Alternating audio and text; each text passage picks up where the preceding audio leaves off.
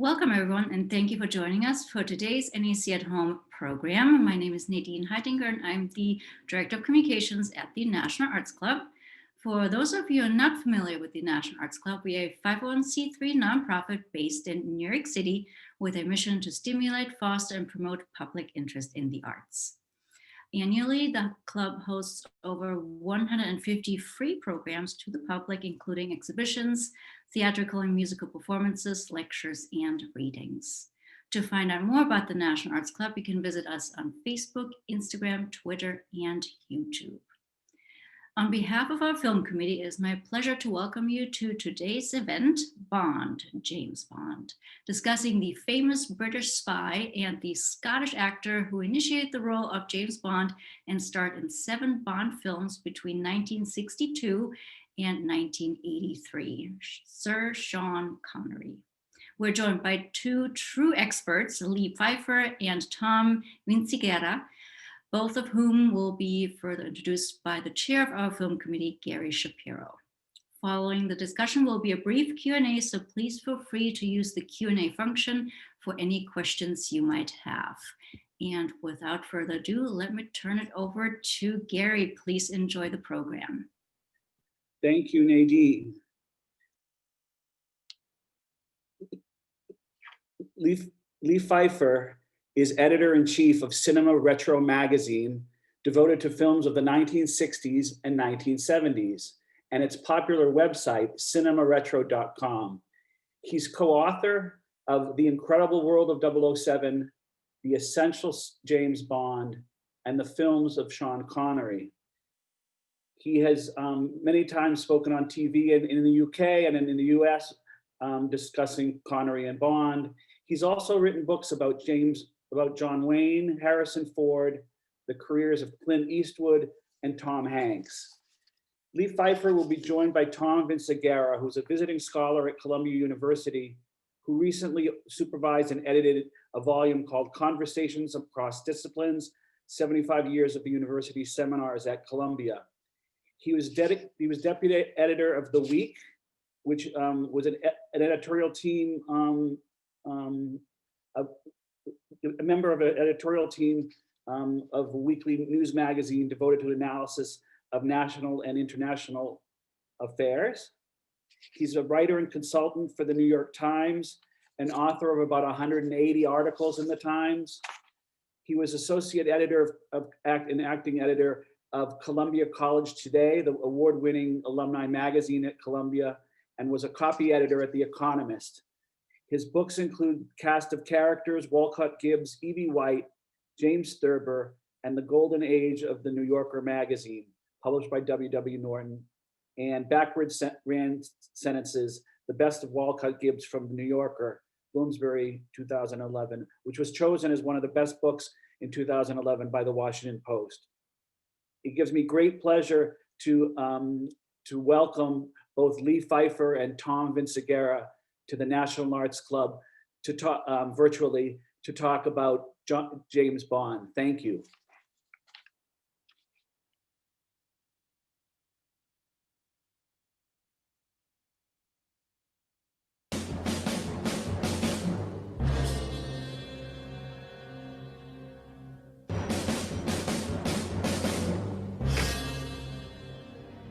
I admire your luck, Mr.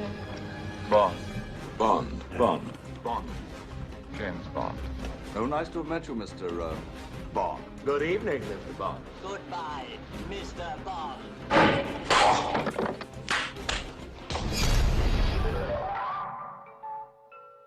Shocking.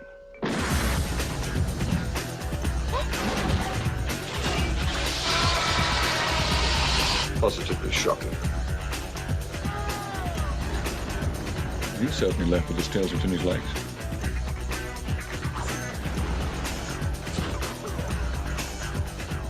You'll be using this Aston Martin DB5 modifications.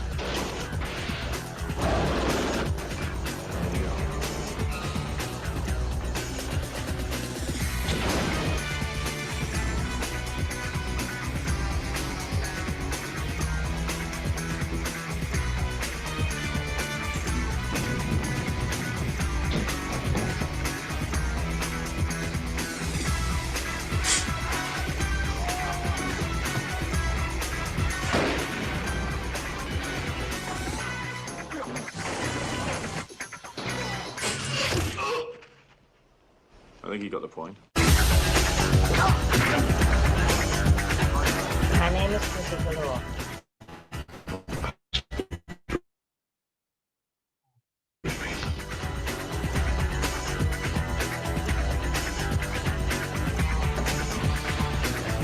Good evening.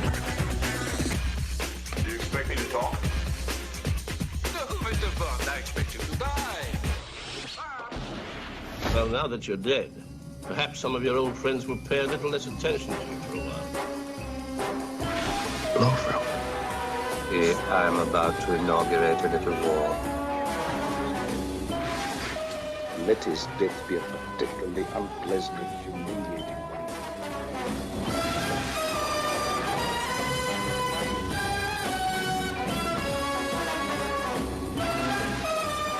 You are just a stupid police. One chance. Where is Ernst Stavro Blofeld? Speak up, darling. I can't hear you.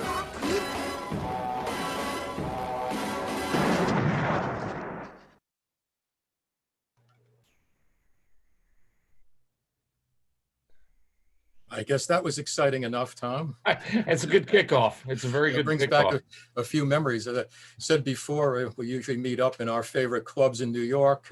I'm speaking to you from Spectre headquarters in New Jersey, which is a room in my basement. So, and from the adjunct on Long Island, we're sitting pretty. We're sitting pretty. but as I said before, at least tonight we won't get hit with a big bar tab. So Happy about that. You know, I always wanted to ask you, we're just going to have a free-flowing conversation here, and then at the end, Nadine's going to come back and we'll take some questions from some of the people viewing. But what was the first time you saw a Bond movie? You know, it's very funny. I knew Bond through television. I did not see a Bond in the theater until 1983 with Octopussy. And excuse me, I knew it was going to be good. I knew something about the continuity of Connery to Moore with Lazenby as the interregnum, but I had not gone to see The Spy Who Loved Me in '77. Could have, you know, teenager, should have, or For Your Eyes Only in '81 when I was a high school senior. Really, my first Bond movie, I think, was an ABC of The Man with the Golden Gun. And then I sort of regressed into Connery and progressed to Moore. I'm surprised if Man with the Golden Gun was the first one you saw. You came back for more. It's my least favorite. But dumb, you know.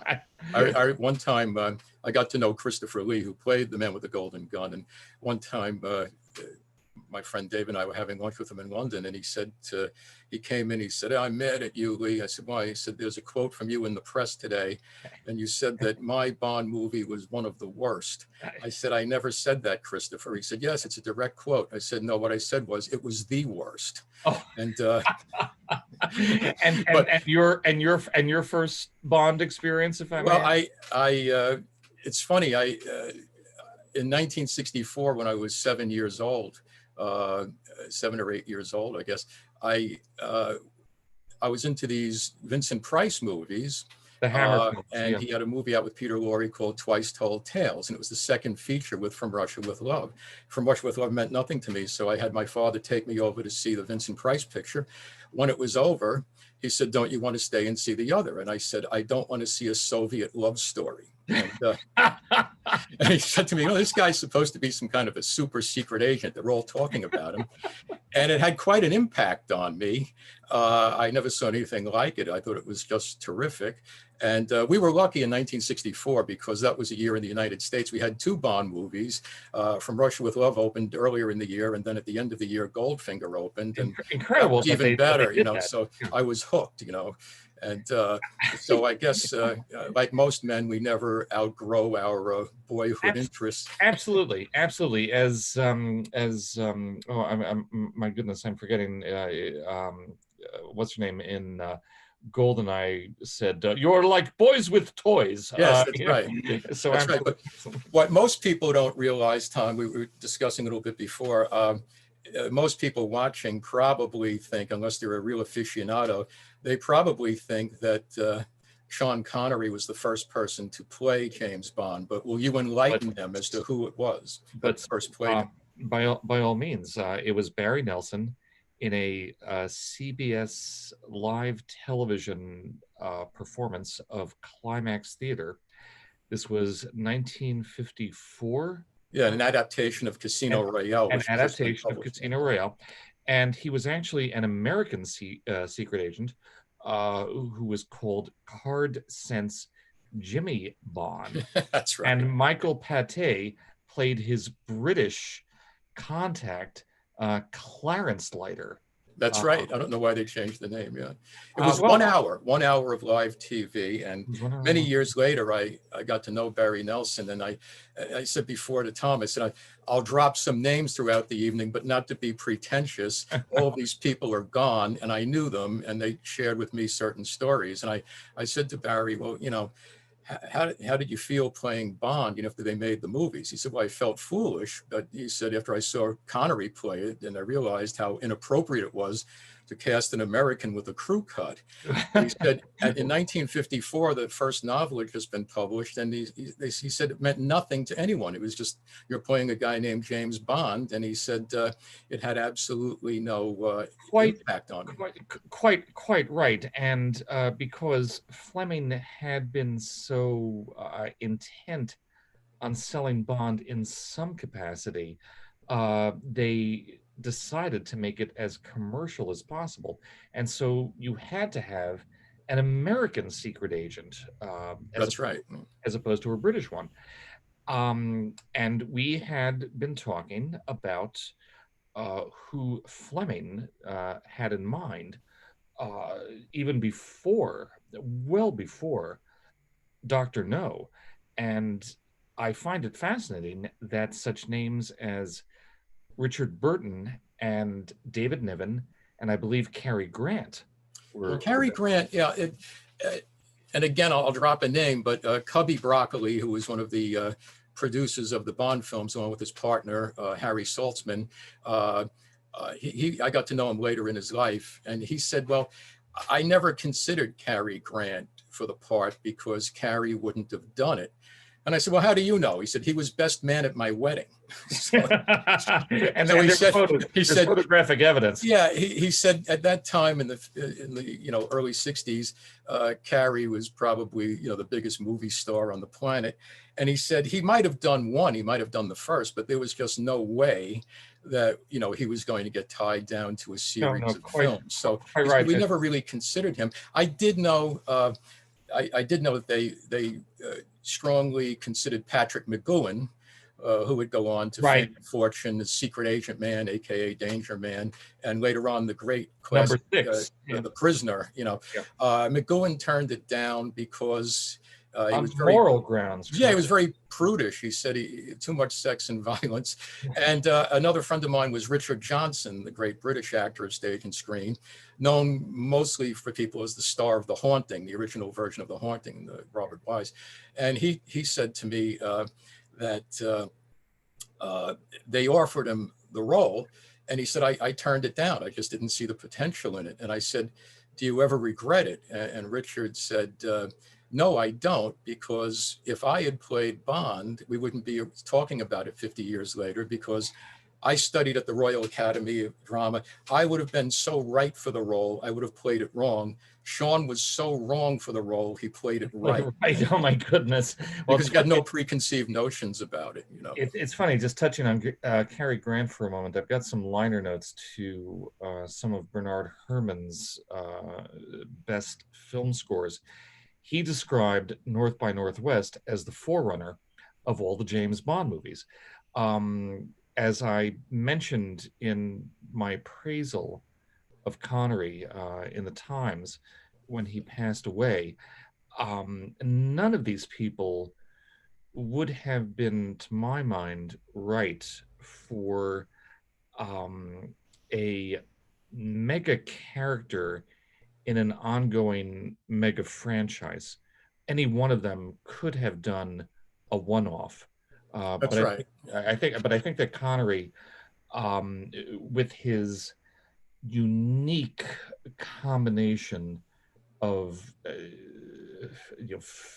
physicality, dark good looks, and sophistication, as brought out by Terrence Young and other people, of course. Terrence Young was the director of the first two films. And the fourth, Thunderball. It's curious, by the way, that Goldfinger, the third film, was directed by Guy Hamilton.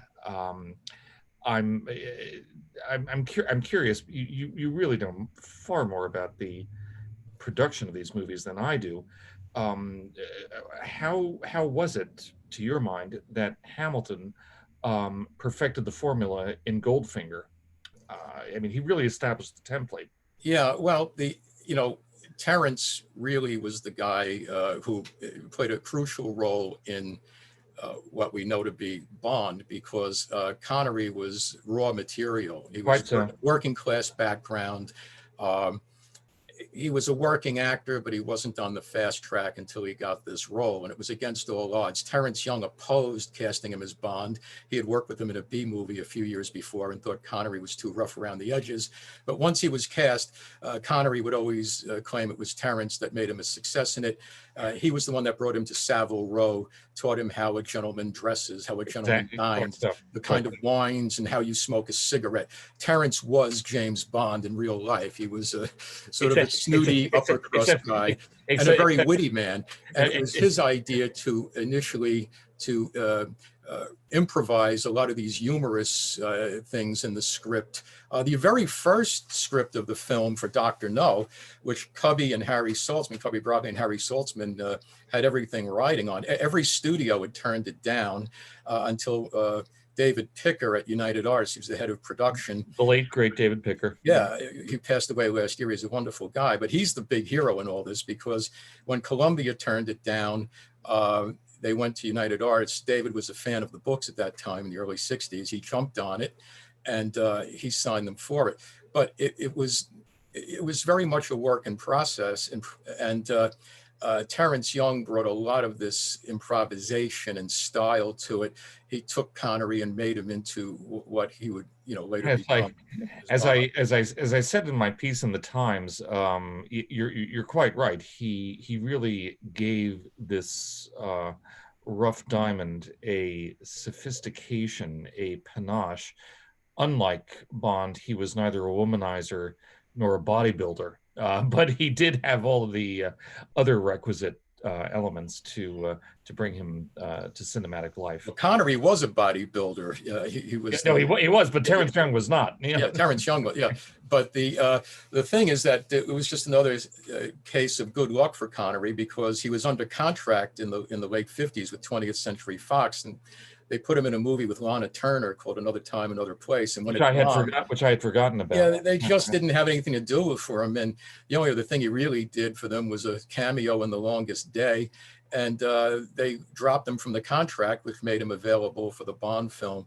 And the rest, as they say, is history. To your point, the first two films were Dr. No and From Russia with Love. Dr. No was a very successful compared to what the industry had been expecting. From Russia with Love was even more so.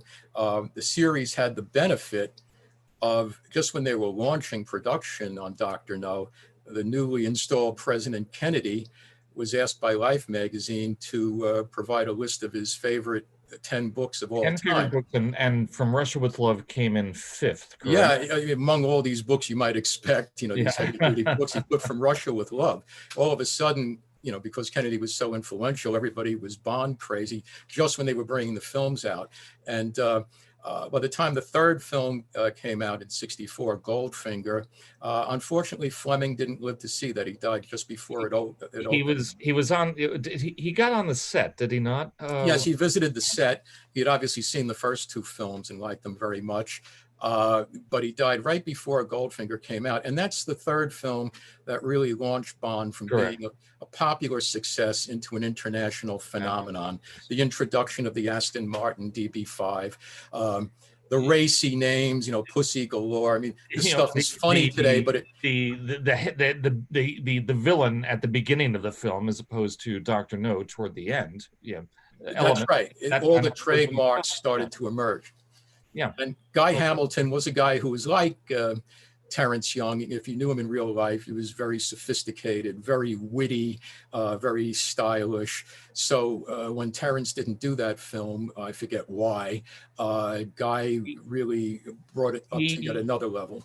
Well, I think I'm trying to remember. I believe that, believe it or not, Guy Hamilton, after Goldfinger, said he was out of ideas. Why Terrence did not do Goldfinger, I'm not clear on, but certainly there was excellent direction in those first several installments in the franchise. Well, there were. And then when Thunderball came out, Terrence returned in 1965 with Thunderball, which was one of the highest grossing films of all time. And I guess still is if you adjust for inflation. It was just a massive, massive success. And that's when everyone really started to get disaffected with the franchise. It was almost like the Beatles, which were going on simultaneously. They were happy together when they had nothing, but when it outgrew them, everybody started sniping at each other. Connery started to resent the intrusion on his privacy. He never wanted to be a teenage idol all around the world. I felt uncomfortable with that. He had no privacy. And Cubby and Harry started to be negotiating their contracts. They were huge. And they stared fighting with one another. You know, well, I'm doing more than you. No, you're not. You know, that sort of thing. And right, you know, Harry was very adventurous, very grandiose, going off into other projects. Harry wanted to make other films while they were doing the Bonds. He wanted to do many enterprises. Yeah, and Cubby said, listen, we've got the lion by the tiger by the tail here. This is going to take all of our time. They're going to only get bigger, more expensive, more complicated. I don't want to get involved in doing other movies.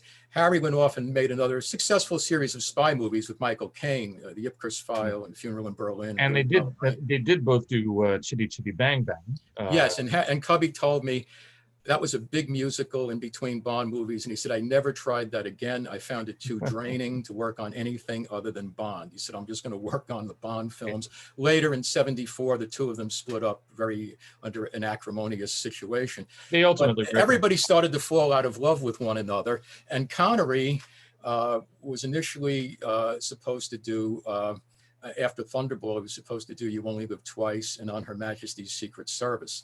And he gave a Playboy interview around the time Thunderball came out, in which he badmouthed the producers and said all sorts of negative things about it. He was getting tired of it. He was afraid of being typecast, all of that. So they just said, okay, well, you have to do the next one. You Only Live Twice. We're starting that soon. But after that, they just let him go. They didn't want him for Majesty's Secret. It was acrimonious and unhappy. One of the things I did not bring out in my Times piece, I emphasized his creative differences with the two producers. He said basically all you need to do Bond. It was a lot of physical endurance. I think it was slugging, swimming, and necking. And he said in reference to Thunderball. But the money was an issue, and he did want to spread his wings creatively. He did so in Marnie, which I think is a problematic film. I had forgotten about The Hill. Alfred Hitchcock. Yeah. Exactly. And he did do the, when he left the series, he did do the Molly Maguires, but you're quite right about the intense craziness that was focused on him when he was doing You Only Live Twice. The Japanese were Bond crazy. And this is the one, as we all know, that's in the volcano. That's what everyone remembers. The template for Dr. Evil, Donald Pleasance as Blofeld, and Mike Myers as Dr. Evil. Well, he was getting a little. Also, Connery, contrary to popular opinion, he never hated the Bond films or the character. What he started to resent was the amount of time it took out of his life to film these things. They were getting more grandiose, more expensive. Quite He so. also resented the introduction of more and more gadgets. He liked the early ones where Bond had to rely on his wits. And he thought that was, becoming very old hat. There were also financial disputes. He never felt he was I know he suitably effectively felt, compensated for the early ones, he and effectively felt eventually, correct me if I'm wrong, that he should have been partners with Saltzman and well, Broccoli. he felt he should, but they didn't feel, I'm just saying. they didn't feel he should. I was at Cubby's house one time in the early 90s, and he showed me he said, look at this. It was like a headline on Variety. It said that Cubby Broccoli wins libel damages from Sean Connery because he insinuated that Cubby Broccoli had cheated him out of money that he owed him. He said, I never paid this guy a penny. It came from the studio. It came from United Artists. If he said he had any problems, you had to go to the accountants over there.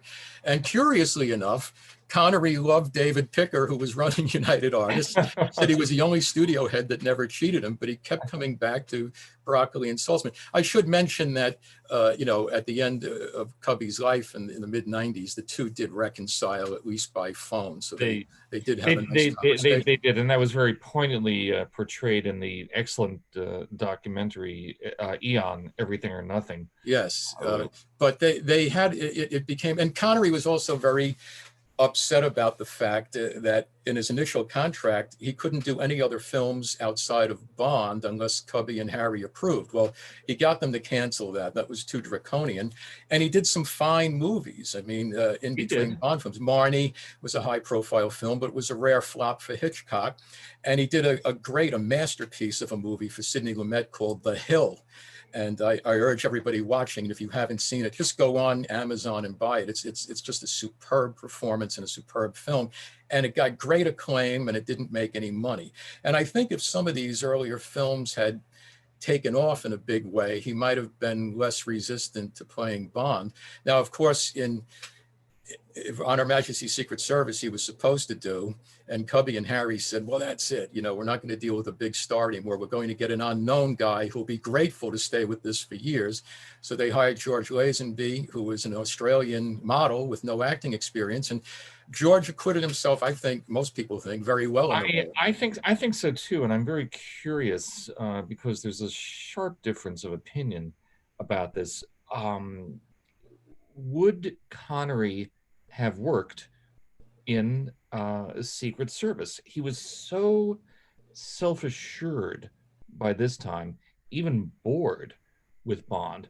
But Bond was at his most vulnerable in Secret Service when he was resigning. He was going to resign from the Secret Service and fell in genuine love with Diana Rigg. He was very vulnerable.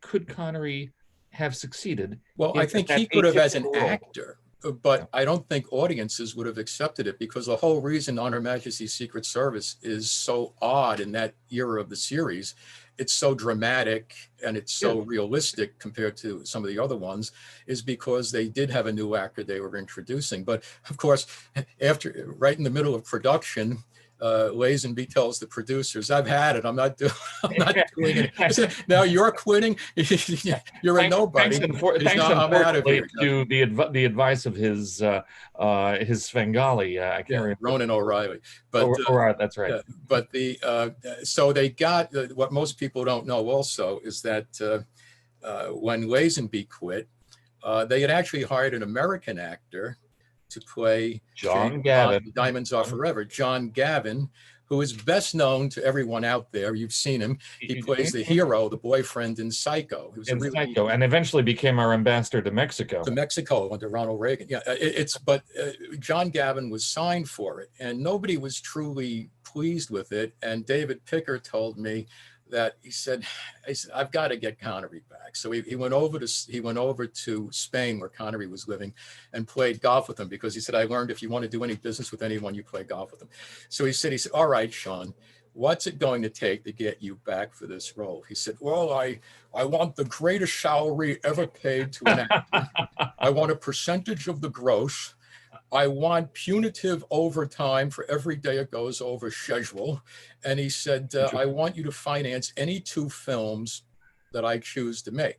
And he And could Pfeiffer either said, write, and he could either act or direct, yeah, correct? he said, okay. And at that time, it sounds laughable, but he made the Guinness Book of World Records because the highest salary ever paid to an actor in 1971 was $1.25 million. $1.25 million. And the film was very successful. I don't think it's one of the better ones, but of Connery's, but it was very successful. But they couldn't get him back after that, and they hired Roger Moore, who of course was equally successful. But I always found it interesting that every actor that succeeded Sean Connery had the good sense to not try to emulate him. They all played the role in their very own distinctive style. And I guess depending on what era you grow up in, that tends to be your favorite Bond. If you came of age in the 70s, it's Roger, and then it was, you know, Pierce Brosnan in the 90s. I hear you. I mean, as I said, my introduction to Bond was on ABC on Friday night, I think, Man with the Golden Gun. And I, at first, look, they've all had their fine strengths, but Roger Moore, I simply found less intimidating than that's the way Roger played it. And Tom Mankiewicz and others wrote to that. Yes, they did, because Roger, in real life, he's quite possibly the funniest person I've ever known. I mean, you could not. Well, you and I were at that pipe night for him at the. Yeah, I had that for him at the Players right next door to the National Arts Club, and it's just to show you. This was back in 2009 or 10 or something, and on the stage, it was a black tie event, and Roger came and they said, "We're giving you a lifetime membership in the Players." And Roger gets up and he said, "Well, thank you very much." He said, "Considering I'm 80 years old, if I really meant anything to you, why didn't you give it to me 30 years ago?" So he had that sense of humor that, and Connery wasn't the humorless man, but Roger, it accentuated what Roger was like, because he had also they humor about everything.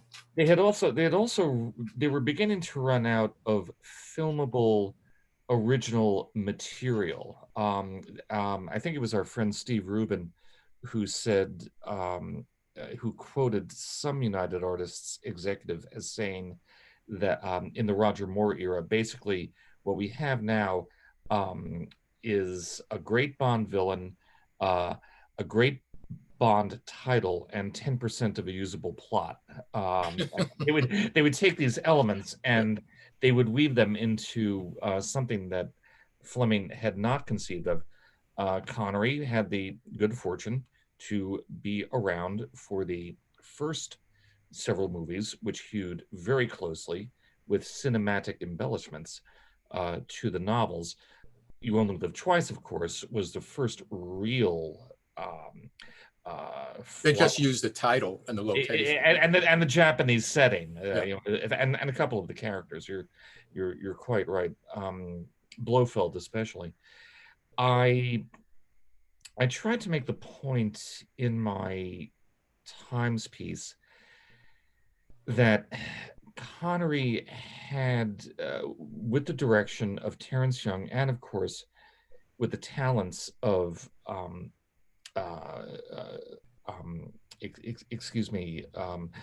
Ken Adam and Morris Binder, and of course John Barry, to really have a suave action hero that none of the other candidates, at least the ones we've talked of, could have sustained for so long. And of course, he famously returned for Never Say Never Again. 1983, right? 1983, by a non-Eon outfit. I think that they did get it right. I really do. Most people don't care for that film. I kind of like no, it. It's a pallid remake of Thunderball. Yeah. As There were a lot of, I won't get into it for the people listening, but there were, Bond fans know there were decades of legal ramifications to remaking Thunderball, but a man named Kevin McClory had the rights to do it, and ultimately it came out in 1983. Connery was dissatisfied with the final result, but it did okay. People were happy to see him in it. And it was interesting at the time in 1983, it was called the Battle of the Bonds. The Bonds. Roger was coming out as the official Bond in Octopussy, and Connery came out in Never Say Never Again. And Roger always took fiendish delight, because he was good friends with Connery, in reminding Connery, mine was bigger than yours. I will quote Lois Maxwell as Miss Moneypenny, M's secretary, who, when she was asked, who do you prefer, Roger or Sean? And she would always say, Sean is my lover, Roger is my husband. That's right. Yeah. She would say that. But, the thing is that there's no denying that, Bond in the 60s was a major force in pop culture and in society. It influenced well, I mean, fashion. there was reference to the three Bs: Bond, the Beatles, and Batman. That's right. And it's funny, all three are still real big today, aren't they? In the Aren't they? circuit. But the thing is that Bond, in and of itself, though, launched the. If you were around in the 60s, as some of us were, the impact of it was that it launched for a few years this huge spy craze, and it brought out some really great shows thanks to Bond. We wouldn't have Mission Impossible today, The Man from U.N.C.L.E., I Spy, Get Smart. All these wonderful shows, these classic shows, were all inspired. And the Flint movies, the Owlman Flint, Matt Helm movies, all of those. So they owe it all to which, in their own way, they're icons of 60s pop culture as well that people are still very much into. So, Connery was the guy that really led it. Of course, he didn't really come into his own, I think, and be satisfied with not being typecast, I'd say, until the mid-70s. He had a string of good movies, The Man Who Would Be King, and Robin and Marion. And he was finally starting to get the acclaim that I think he felt he always wanted from the earlier days. He was no longer just associated with Bond, and I think that meant a lot to him. It did. I mean, and he was, period, a good actor. I remember seeing The Untouchables first run, and saying to myself, this guy has guts, and he has a magnetism. His best supporting actor Oscar was well deserved, and I do remember hearing from Ken Adam, the production designer, and others, that at the height of Bond mania, you just didn't talk about Bond. But he was not ultimately typecast. He transcended the role. It did make him, to my mind, and he was able to parlay it to things that were very. Well, he became iconic, yeah. But he never. It's funny. I met him once in the late '90s at a cocktail party when. They were giving him a Lifetime Achievement Award. And you also got a phone call from him. Yeah, but that's too long to go into. But I was at this little cocktail, my wife and I, and my friend Dave Worrell, and we were at this little, there's only like 25 people backstage at Lincoln Center, and Ursula Andress was there, and Sidney Lumet, and Harrison Ford. I had the opportunity to go over and speak to Connery because everybody was bending his ear. So Dave and I went over and we were chatting with him, and Tony Blair had just come in with New Labor, and we had like a 15-minute discussion about this, very intense. And I said to him, well, we're monopolizing your time. You've got all these people here. He said, no, keep it going. It's better than being asking more questions about bloody James Bond. Even at that point, with the most sophisticated people in the world around him, he said that's all they wanted to ask me about is James Bond. So we've preferred talking about British politics. Yeah, well, we've talked about this, and I think we agreed that Roger has probably had the best "quote unquote" relationship with the role. He seemed to have been fairly easygoing about it. Connery was simply more problematic, and you can understand why. But I'm delighted.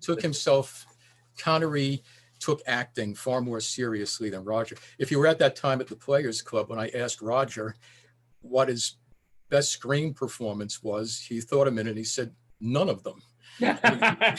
Roger was very disarming. He was very disparaging about himself. Connery took himself very seriously. He really did. It's a shame they never teamed up and made a movie together, but so be it.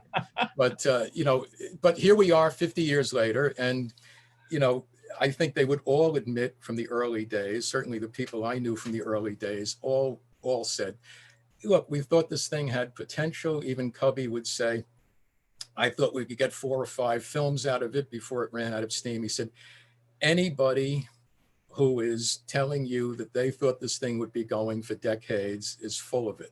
He said, because I produced it, Harry produced it. We thought we were amazed we got to like number 4 and it was still getting bigger and bigger.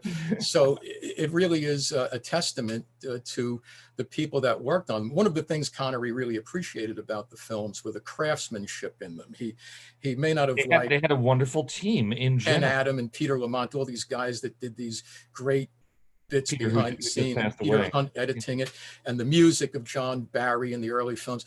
It was so influential and so good. So I think Connery, really appreciated the technical aspects of it. It was only the financial and societal impact on him that he came to resent.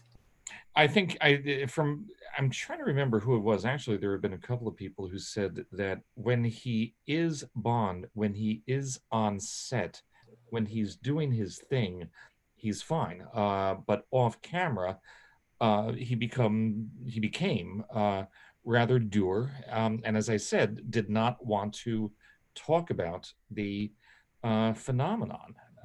You knew him, in a certain extent, that I did not, and you've brought this out. Other people have brought this out. I wonder if that, shall I say, hard edge was of use for his on-screen performance. Well, I think it was. There was never anything pretentious or phony about him. Don't forget, he was a guy who couldn't wait to take off the toupee and just play it. Some roles he played it, but he made bald, cute, and since Yul Brennan, there wasn't a cooler, bald guy. In a very unfunny comedy called Wrong is Right. I don't know if you remember it. Yes, I do. A lot of people like it. I haven't seen it in years. Okay, I don't think it's very good, but the best joke is where he's a reporter and he's paratrooping out of a plane, and he looks at the camera and he literally takes off. Yeah, I remember that. Yeah. So he was very non-pretentious, and I think he certainly lived to have a good, long, happy life. I know his brother Neil lives in Scotland. We went to dinner some years ago, and I don't know him well, but just one time somebody arranged a dinner. I went with a few friends and my wife, and he's quite a character. And I said to him, how, what is Connery like off the stage? And he said, well, people at that time, I'm going back maybe 8-9 years ago or something. He said, well, he just quit acting. He quit acting in the early 2000s. He just said, I'm done. And Neil said, everybody thinks he's this Fu Manchu character that's sitting around in some eccentric way. He said, they just can't understand that he just wants to relax. He's done it all. He's traveled everywhere. He's made all the money he needs. He's gotten every award you can imagine. And he just wants to enjoy life. And I think that's what he did. Certainly getting knighted was probably the highlight of it. Oh, it was indeed. No, he was. I know he was very pleased with that, even though in the novel of The Man with the Golden Gun, he's put up for I think a KCMG as opposed to a CMG. He's going to get knighted, and he declines. He says Fleming Bond says, I am a simple Scottish peasant, and I decline this honor with the greatest respect. He had a good run. He couldn't have done much more. I think we have to make time for Nadine. We do now. Nadine and Gary are coming in for some questions from people. You might have them. and I'm now unmuted. There she is. It's our own Bond girl. Don't give me any ideas. It's not gonna turn out well. I know you guys can keep going for hours, but we do have a lot of questions from the audience. So, and apologies in advance, we might not get to If we don't know the answer, we'll make something up, Nadine, so don't worry. Perfect. So let's have a look. This is a question from Sharon. I think this is something you had discussed already, but her question is, why was Marnie problematic for Sean Connery? It wasn't problematic for Sean Connery. He was happy to get the lead role. Hitchcock had been on a roll. He had made North by Northwest and Psycho and The Birds, all major successes. So when he was able to get this leading role in Marnie, he had high hopes. But the film was jinxed because Hitchcock went into a funk. He tried to seduce the star of the film, Tippi Hedren. It caused a big scandal, and Hitchcock just lost all interest in the film. It's an odd film, not a bad movie, but it didn't go over well with critics or audiences at the time. Connery's very good in it, and that's the shame of it. It's been reevaluated over the decades, and the film has got its defenders, but it wasn't a success when he needed it. It is simply, to my mind, a murky psychological drama which did not come off particularly well. And I agree with Lee. It was not Connery's fault. It was Hitchcock's fault, if I may use the word fault. Yeah. Okay, great. Thank you. This is a bit of a different question from Wanda. What influence do you think the theme songs Goldfinger and Diamonds Are Forever had on the movies? You want to take that, Tom? Or? The influences on the movies. There have been some very fine pieces written about James Bond music. There was one in Slate in particular about the title songs, and there have been any number of rankings of them. I think that in both cases, the songs, both of which were sung by Shirley Bassey, were very good, appropriate accompaniments to the content of the films. Goldfinger and Diamonds Are Forever. I mean, my goodness, gold and diamonds. How much sexier can you get than that? They were big, brassy songs, Goldfinger especially, and I think that they were perfectly attuned to those movies. We've had more romantic themes. You Only Live Twice. They didn't go rock and roll until Live and Let Die. I mean, that was real rock and roll, and of course, perhaps the funny story about Goldfinger. Just a second. Yeah. Michael Caine was rooming with John Barry in the early '60s in London when they were both up and comers. John Barry as a composer and Michael Caine as an actor, and he said he remembers when John Barry was composing the score for Goldfinger. He would play it incessantly, trying to get it right. Dun, dun, dun. And he said, all you did was come up with freaking Moon River. I've heard that, and I can hear it. Harry Saltzman hated the song so much he demanded it be removed from Goldfinger, but saner heads prevailed, and it was a huge hit. Just to finish up, arguably the best Bond title theme was for The Spy Who Loved Me. Nobody does it better. Yet it was very lush, very Carly Simon. It was Marvin Hamlish, and yet The Spy Who Loved Me was the most grandiose Bond up until that time. So as far as Diamonds and Goldfinger are concerned, I think they perfectly accompanied the movies. I do. Great. Thank you. Question from Linda. What did Ian Fleming think of Dr. No? Fleming opposed, as we said before, he did not like Connery as Bond, neither did the director Terrence Young. But when he saw Dr. No, he liked it. And some people said it's because when the box office receipts started rolling in, he became converted. overnight. Fleming was not a movie buff. He always claimed, I found this hard to believe, he had only seen 2 movies in his life, Gone with the Wind and Cavalcade. I find it very hard to believe. I think he was being rather dramatic, but he was not a film buff. But he certainly appreciated what it did for the sales of his novels. So, of course, he started, espousing how great Connery was. And after Dr. No, he said, it's a wonderful movie. He said, audiences laugh in all the right places. He knew that there was a humor, a tongue-in-cheekness, which was really perfected in Goldfinger, which was really not in his novels. One very quick anecdote I forgot to tell before is that when Cubby and Harry sent the screenwriters off to come back with the first draft of the Dr. No script, he was appalled to find at the end of the script, Dr. No is revealed to be a monkey. Mm-hmm. Quite right. They made it into a campy thing, and he hit the roof. He said, "Spent all this money on Fleming's books. Get the hell out of here and don't come back till you have something good." So initially, they were going to make it some crazy comedy. Quite right. This is clearly an insider question. Somebody in the know. How did President Kennedy help launch American interest in James Bond? Well, we addressed that before briefly. When Kennedy first took office in '61, he was asked by Life magazine to list his 10 favorite books.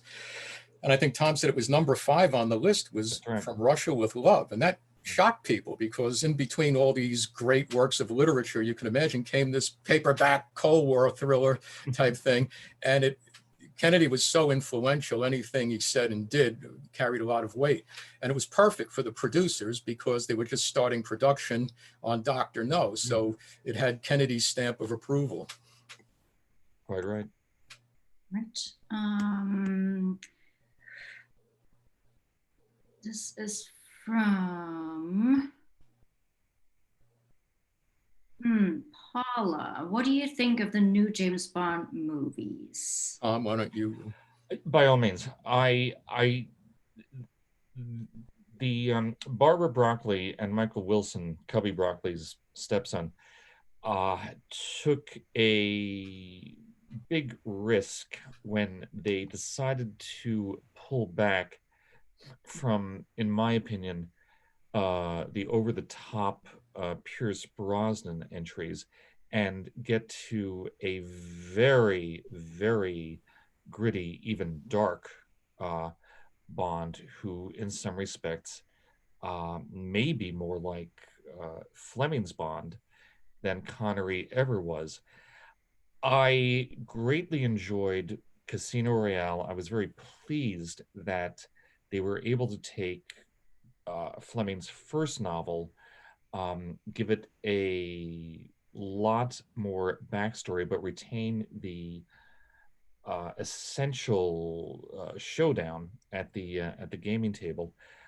Greatly enjoyed Skyfall. I was personally indifferent about Spectre, and I just did not like Quantum of Solace at all. I thought that it was very confused and very. It's a very troubled film. There was a lot going on. Yeah, and I believe it was the Times in its capsule review of Quantum of Solace, which is not one of the more elegant titles, by the way, even though it was a Fleming title, though. But it was a Fleming title, correct?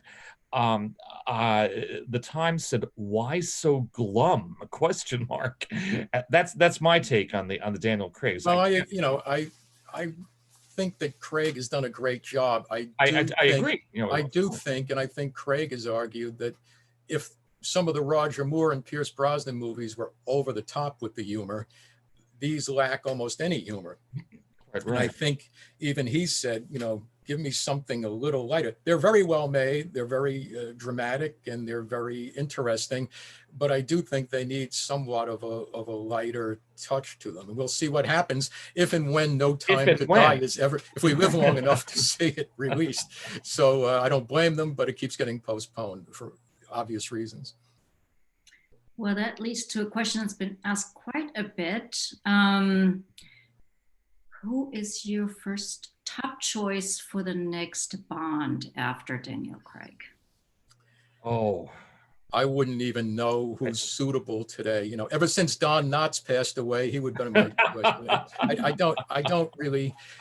I see these names popping up in newspapers, a lot of these British actors, and I don't even know who half of them are. I know Tom Hardy is supposed to be a good choice for it, but I couldn't even. They've never had a bad Bond, so no matter who they pick, there's always naysayers come out. Daniel Craig, everybody, the world was against him, and I remember there was a big cite up by some anonymous persons. Everybody was quoting from it all over the media. Craig is not Bond. And they did not like a blonde Bond. We went to the London premiere of Casino Royale, and the Queen was there. And at the end, the normally staid British audience just went crazy. And I turned to my wife and I said, right now, that Craig is not Bond site is being taken down.